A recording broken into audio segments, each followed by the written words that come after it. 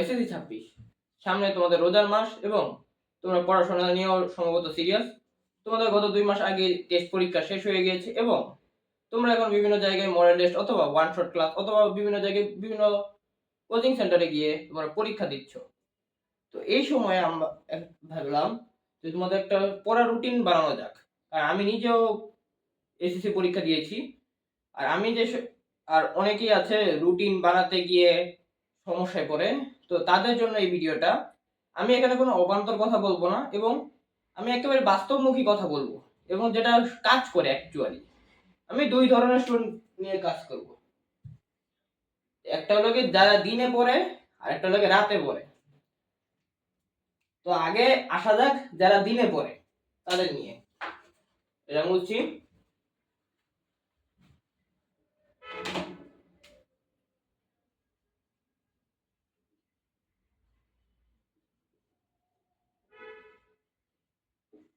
ওকে, যারা দিনে পড়ে তাদের জন্য।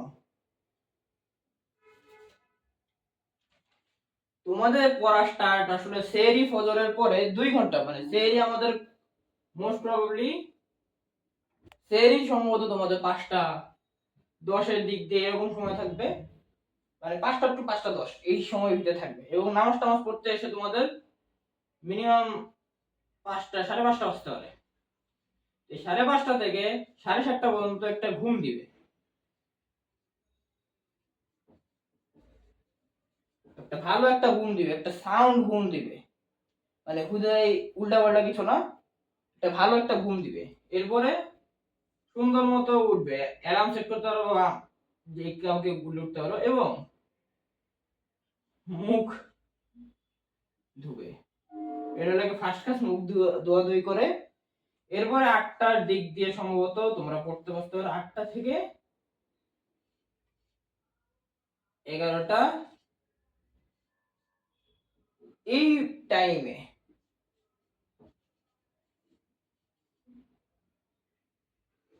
2 আওয়ার মিনিমাম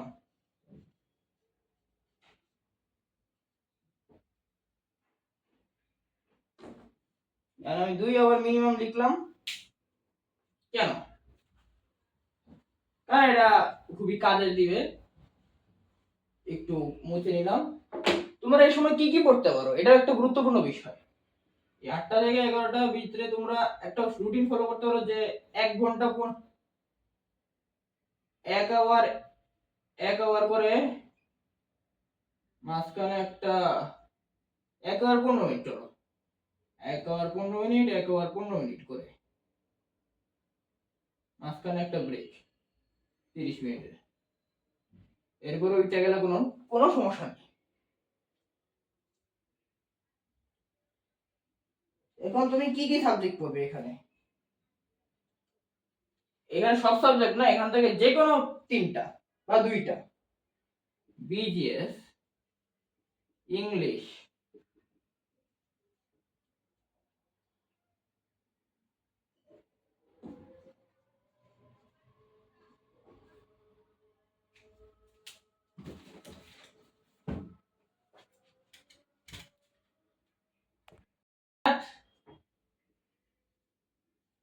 বাংলা,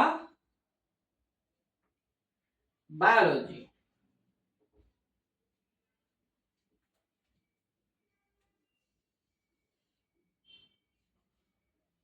তিন বাই 5 বলতে যে কোনো 3টা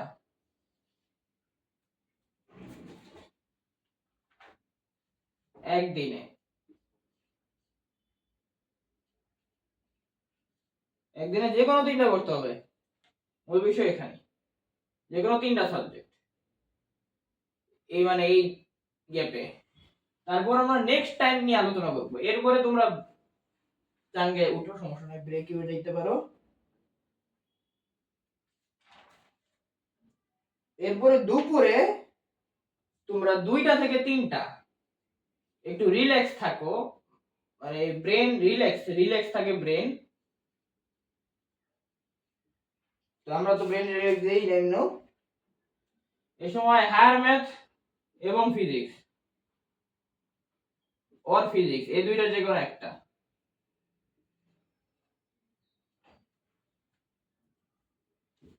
এরপরে আর মাঝখানে কোনো পড়াশোনার আসলে প্রয়োজন দেখি না, কারণ রোজার ভিতরে তোমরা রোজা রাখবা, ইবাদত বেশি বেশি করে করবা, আল্লাহ এমনি তোমাদের রেজাল্ট ভালো করবে, সমস্যা নাই। এবং তুমি এই যে 6:30 থেকে 7:45 মানে আফটার ইফতার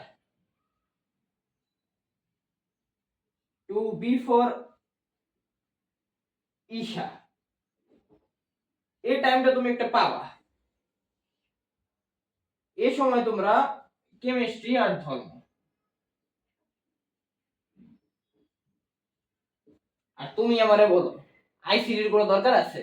আইসিডি তুমি নিজেই পারো, এটা তুমিও জানো আমিও জানি, আইসিডি কোনো করে না। তো এই বা অর তোমার ব্রেন এমনি রিল্যাক্স, মানে খাওয়া দাওয়া করবা তো রিল্যাক্স না, খাওয়া দাওয়া করার পরে আবার নামাজ যাবা, নামাজে আসবা, হিসাব করে এই দুইটা সাবজেক্ট পড়লেই তোমাদের বেস্ট আউটপুট আসতে পারে, আমি এটাই আশা করছি।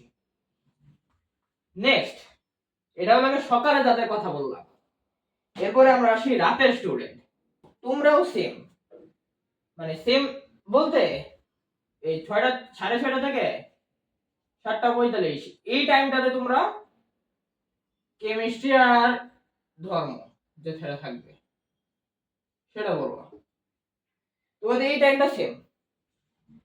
এখন তোমাদের আবার একটু আলাদা, এরপর থেকে শুরু হচ্ছে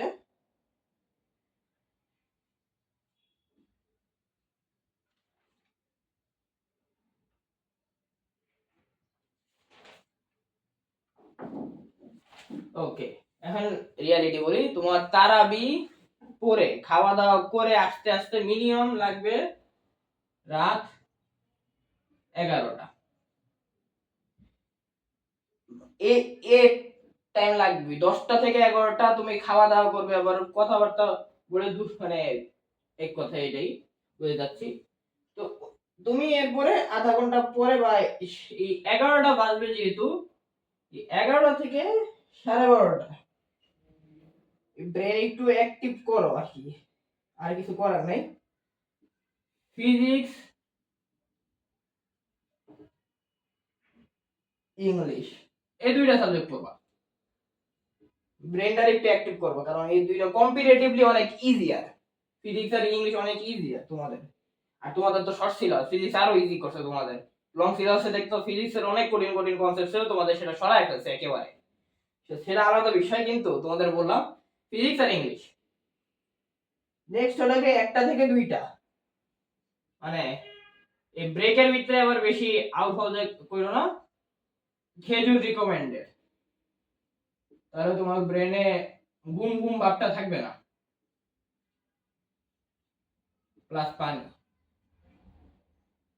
এই রাইতের 1টা 2টা বাজে এই সময়,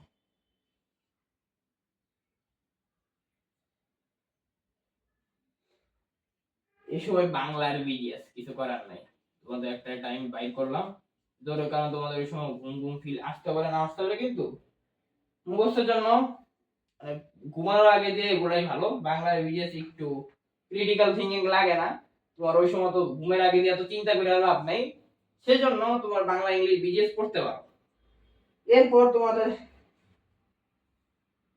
তোমরা আসলে এরপরে